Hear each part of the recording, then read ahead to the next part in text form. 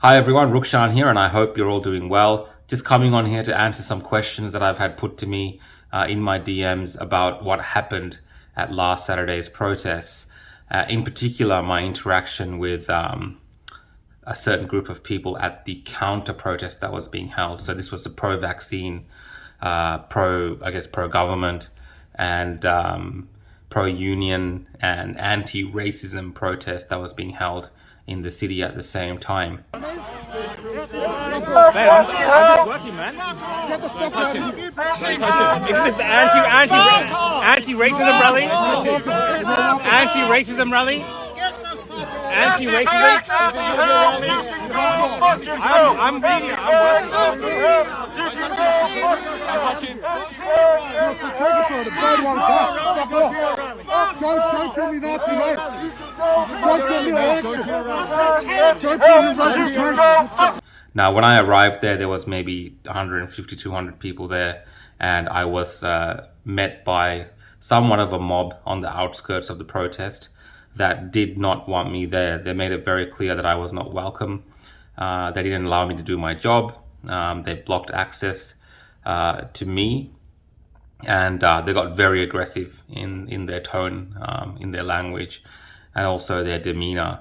Now, I was ushered away for my own safety by the police because they were not sure what these people who were potentially extreme elements in that crowd could have done to me. Now, the reason I went to that protest was because for months now, I've been providing coverage of the anti-lockdown, pro-freedom, anti-mandate protests that have been occurring in our city. And I thought it was very important that I provide a balanced perspective from the counter protests, right? These people that are protesting there are saying that their views are counter to what a lot of the people in the city are doing. People who are they're calling fascists, people who they're calling right-wing extremists.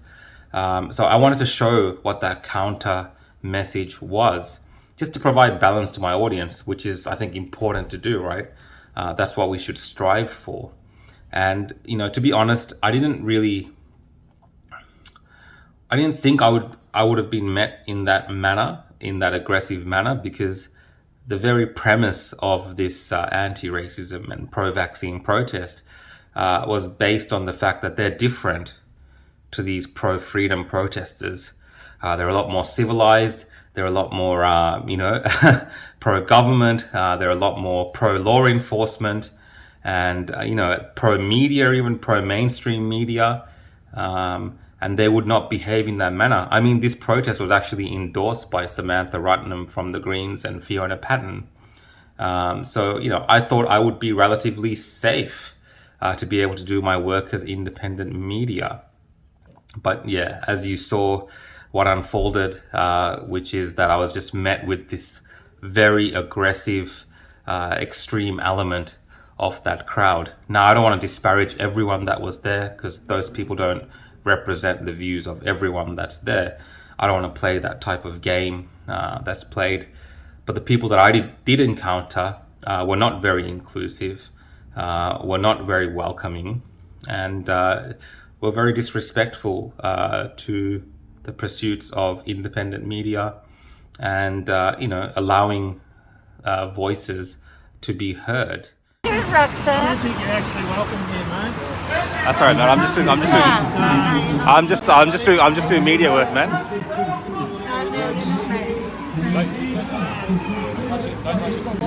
Alright, just don't touch him. That's all right. Don't touch him.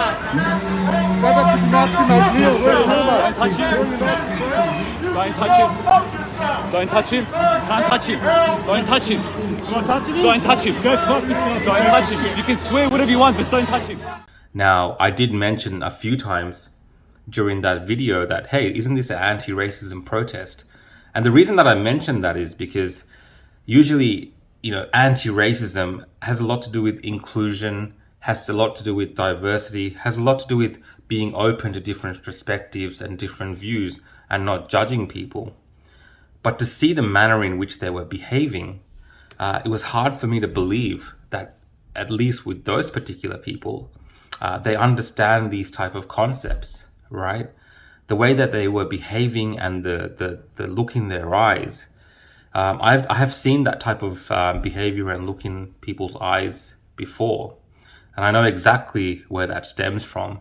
I'm not going to go into those topics, but I've seen that before, and that's the reason that I brought it up, because it wasn't in the spirit of what they were protesting about. Now, as for everyone else there, again, I can't speak for other members of my community that were there protesting, because they're entitled to have those views, they're entitled to protest. But I think it's important that they allow coverage of these protests and, not become the very thing that they say they're protesting against, right? Since that time, I've had a lot of issues with people sharing out my personal details from my business, my personal number.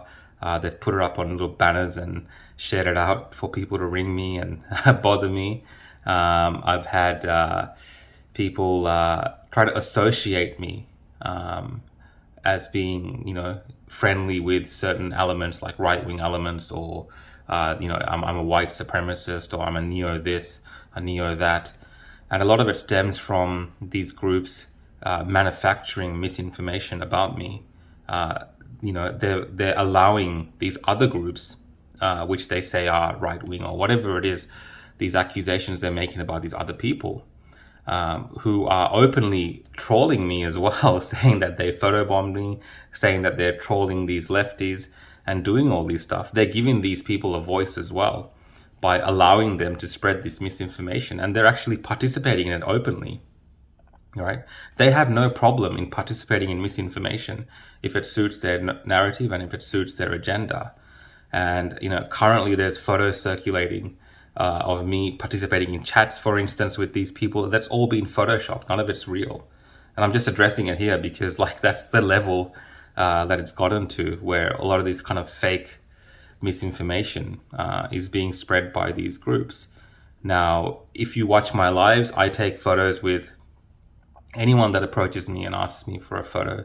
I don't have the opportunity or the time to assess who individuals are, and I'm never going to do that. I'm a friendly, open person, and I'm not going to judge people in the first instance that I see them.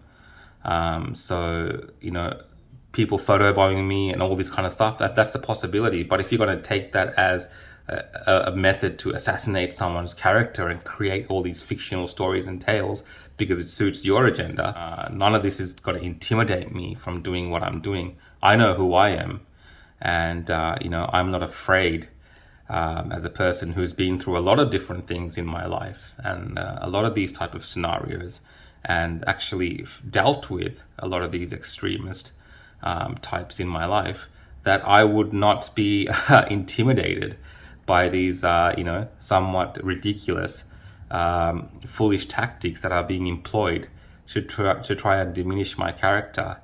So for anyone else that's watching, any other independent media people, any people of, ethnic descent, immigrants in Australia, don't be intimidated by these type of tactics.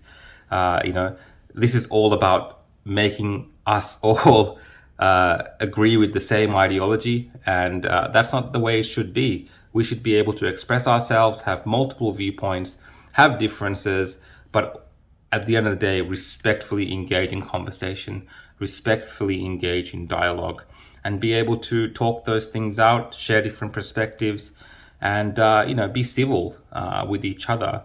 And for me, covering the Freedom Rally directly after my interaction with the anti-racism rally group. The protesters at the Trades Hall, the anti-racism protesters, pro-lockdown, pro-vaccine protesters, are protesting against the people here.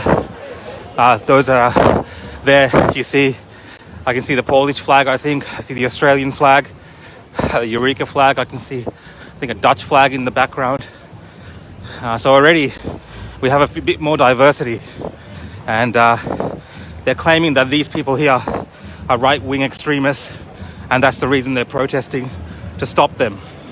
All right, so they're right-wing extremists.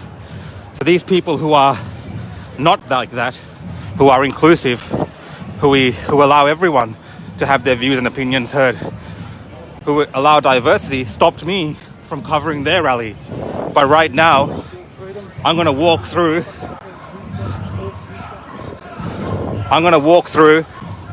the right-wing extremists as a brown Sri Lankan immigrant. And I'm gonna walk through these right-wingers here, what they've been called. Hey buddy, what's going on? Hey man, what's going on? Good to see you, buddy. Good to see you, bro. Hey bro, what's going on? Hey man, how are you? Good to see you. Hi everyone, you're from Sri Lanka. You're from Sri Lanka. Yeah. There you go, guys. Diversity. I've already met some Sri Lankans. Thanks, guys. A lot of diversity here, guys. Thanks, guys. Hey, got the Italian flag. There was a difference. There was a stark difference. There was no chatter about anti-racism and all these type of things, but there was a massive, diverse crowd of people from all parts of Victoria, all different backgrounds, all different cultures, marching under the same banner of, certain rights, certain freedoms, and certain issues that they have. And I felt like that was an anti-racism protest because everyone was being represented without that being an issue. So that's just my observation, guys. Again, I don't want to disparage people in these groups and label them all a certain way, and I don't want to get into this back and forth with these groups. I'm going to continue to do my job. I'm not going to be intimidated. I'm going to continue to attend rallies. I did have security that day watching over me, so I did take into consideration my safety because I had received threats prior to working that day, and it's important that I do consider those things, because I don't want to get into an altercation with a member of the public, but I'm trying to do my job, and it's for everyone's safety that they're there, and they did an excellent job that day, and I want to thank them very much. Who's ready to keep marching? We're very welcoming of all media here today, it seems. Who's ready to keep marching? Other times I've been at these freedom protests over months and months, and yes, there's been instances where members of the mainstream media are treated in a certain way.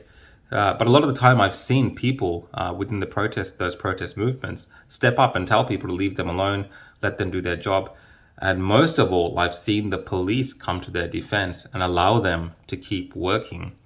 Even though they make it safe for them, they might move them to the side for a little bit, but they allow them to keep working. The police, in my case, moved me on. They didn't want me in the area. They said it was extremely dangerous, pretty much, and you had to move on. I don't know what that says about what was happening at that place, but it was a very volatile place, and I think you saw that with what happened to another independent journalist from Rebel News, from independent media, Avi, and the way that he was treated at this protest as well. Assaulted, touched, his equipment pulled off.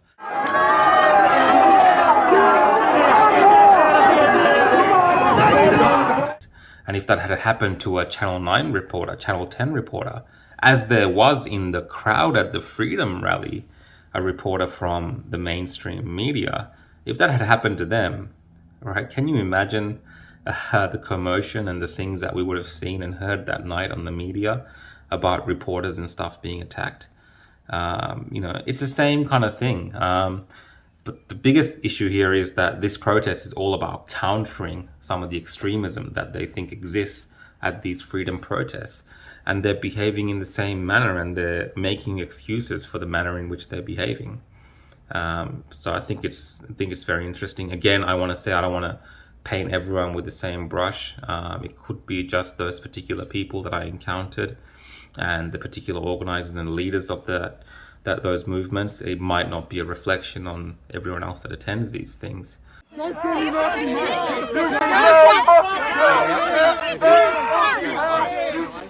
All right, guys, that's my opinion about what happened to me that day. I will be back on the lives very soon. As you can see, I've had a few issues with my live streams because of certain things which are happening in the background. Hopefully I can find a solution to that. Mate, I'm doing my work, man. I'm doing my job. Well, you guys don't instruct the rest of the media. I will see you guys all next time. Take care.